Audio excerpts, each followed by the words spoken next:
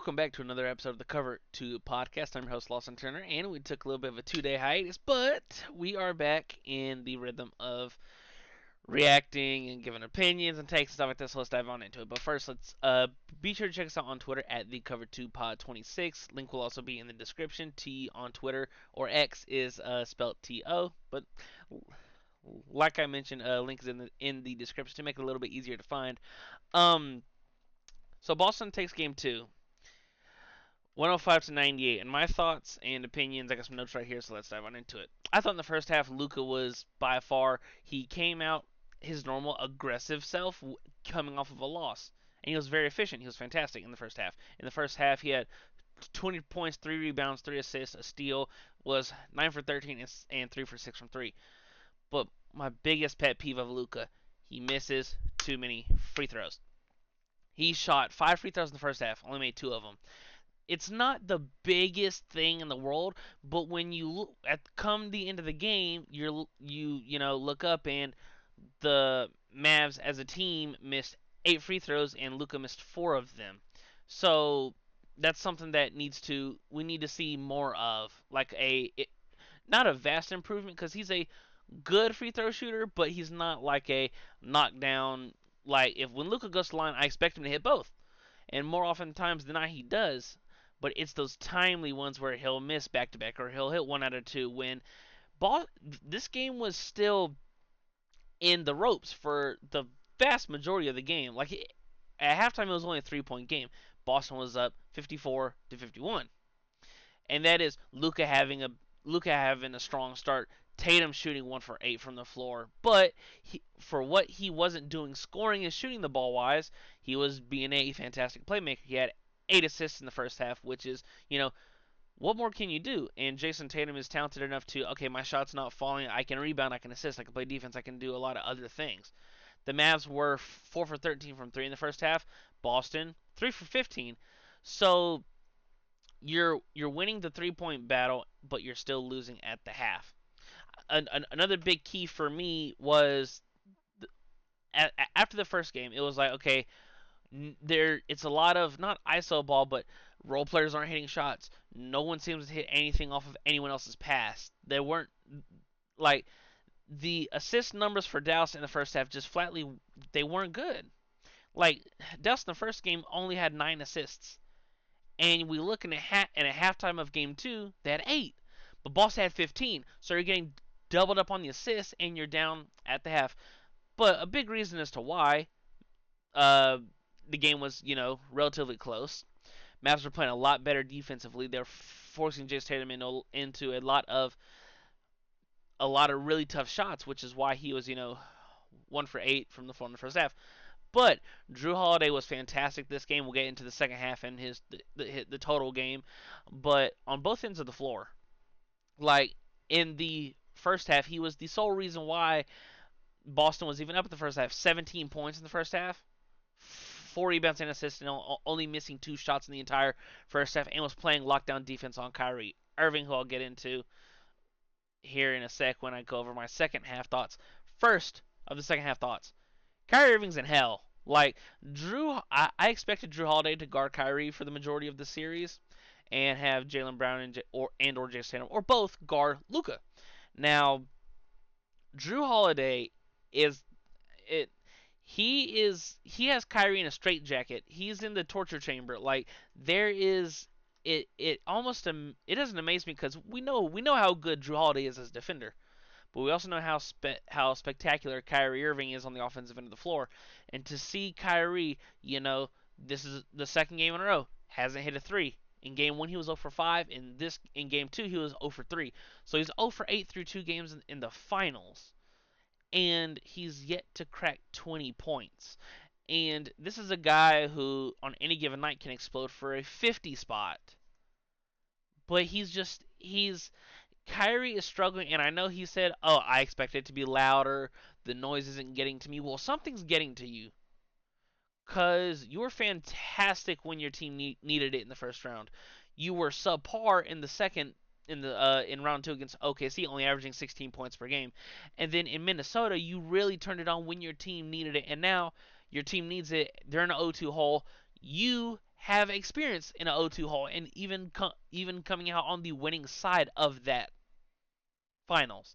Like, it amazes me as to Kyrie. Like, what's Kyrie's adjustment?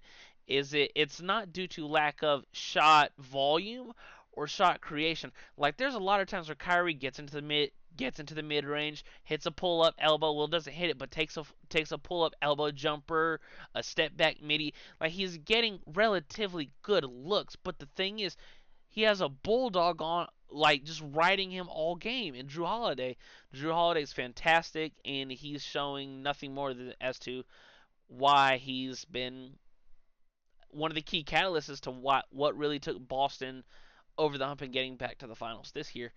I thought Luka was just. I thought Luka in the second half, he looked tired.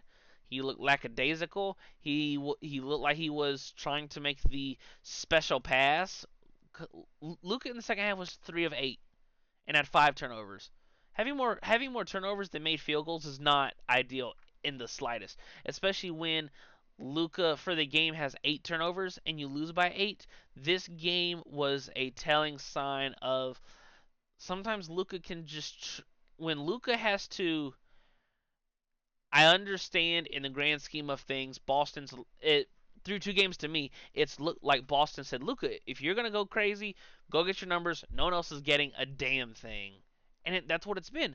Luka's been fantastic scoring the ball. Now he wasn't efficient in game when he was very efficient in game two, but your others just aren't. They're gonna force him into tough passes, and Luka made a couple fantastic passes, but for all of the fantastic passes that he made last night, there were a handful that it was just like an over the head pass, a behind the back that gets deflected and leads to a fast break. It it's they're gonna need adjustments in game before game three. Game three is Wednesday, but at it looks like it's just a bad matchup, and I was completely wrong.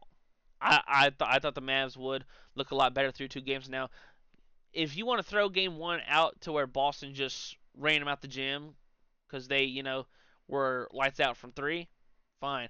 But in game two, this was another game for you to steal because even though you were only down three at half, you're down three at half, and in the second half, Tatum still shoots horribly, but he's being a facilitator. He's being a playmaker. From the 6:06 mark in the third quarter to the 2:04 mark, that's over a 4-minute stretch.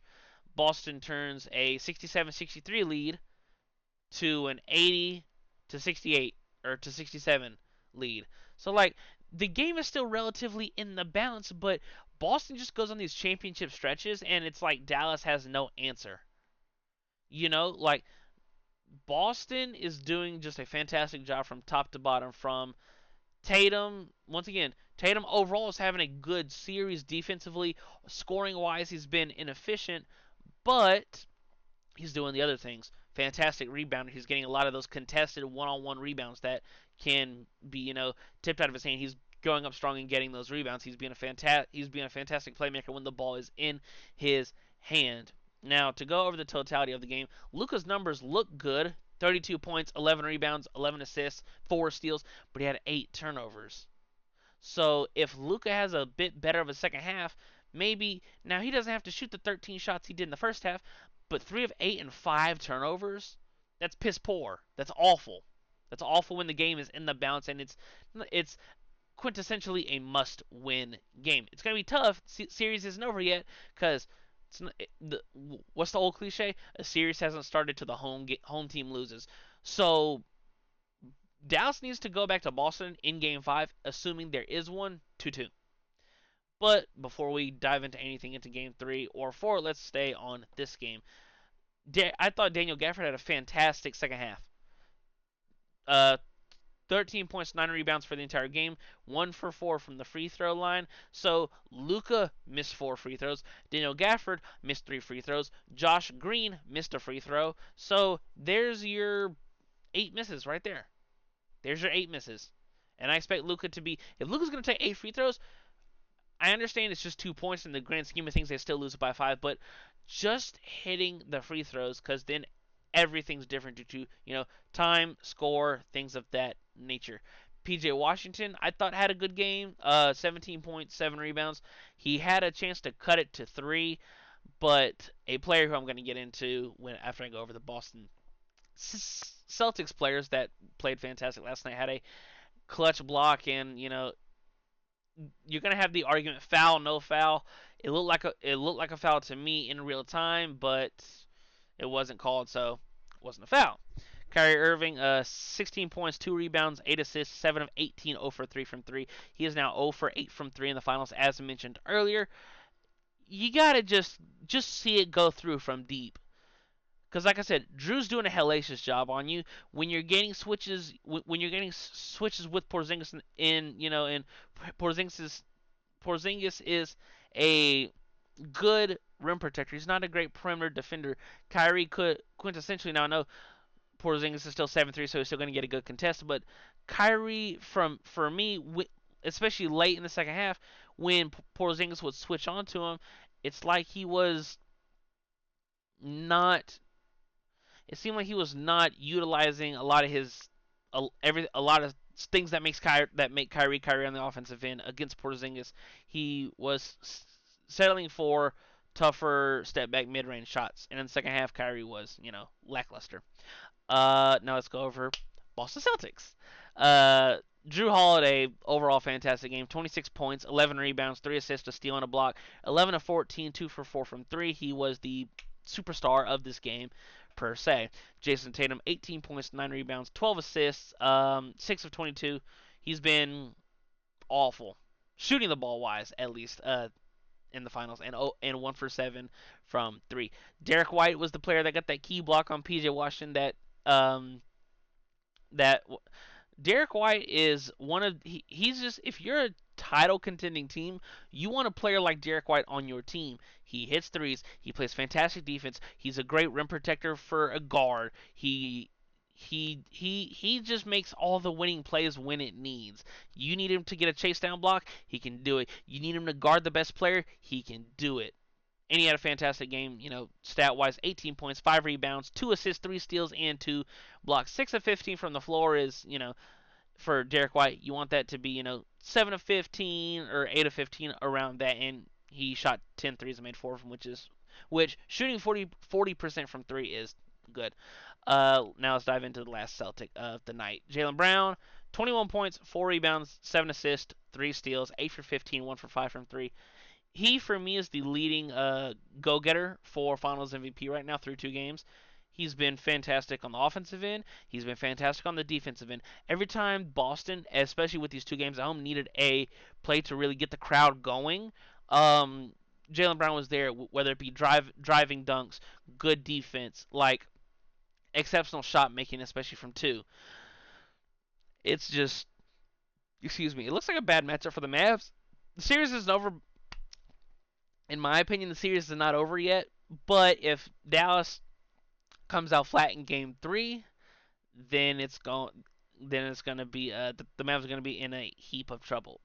But with all that being said, I think if Dallas wins Game 3, it's not everything's different, but the pressure still starts to build.